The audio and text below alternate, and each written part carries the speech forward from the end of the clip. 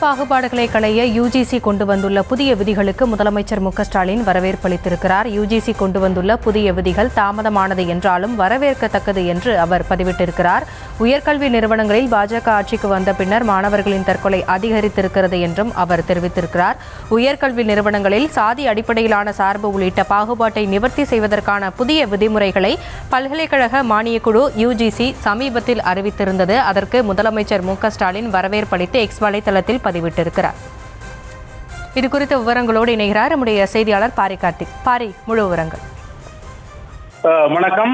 கல்வி நிறுவனங்களில் தலைவர்களே சமத்துவ குழுக்கள் தலைவர் என்ற விதி தற்போது வந்திருக்கிறது. குறிப்பாக RSS ஆதரவாளர்கள் தலைவர்களாக உள்ள நிறுவனங்கள் இருப்பதாகவும் முதலமைச்சர்கள் கூறியிருக்கிறார்.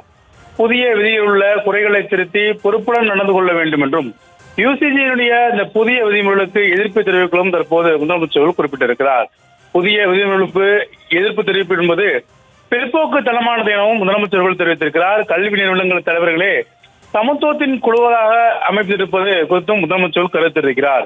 மேலும் யுஜிசியினுடைய இந்த புதிய விதிமுறைகளுக்கு முதலமைச்சர்கள் வரவேற்பு தெரிவித்திருக்கிறார். மேலும் இந்த ரோஹித் சர்மா உள்ளிட்ட மாணவர்களுடைய தற்கொலையும் முதலமைச்சர்கள் சுட்டிக்காட்டியிருக்கிறார்.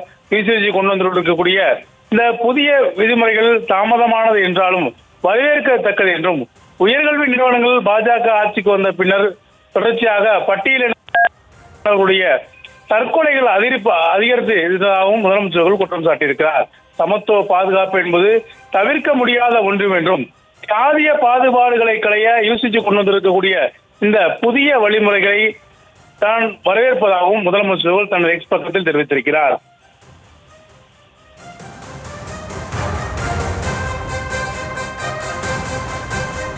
விவரங்களுக்கு நன்றி பாரி கார்த்திக்.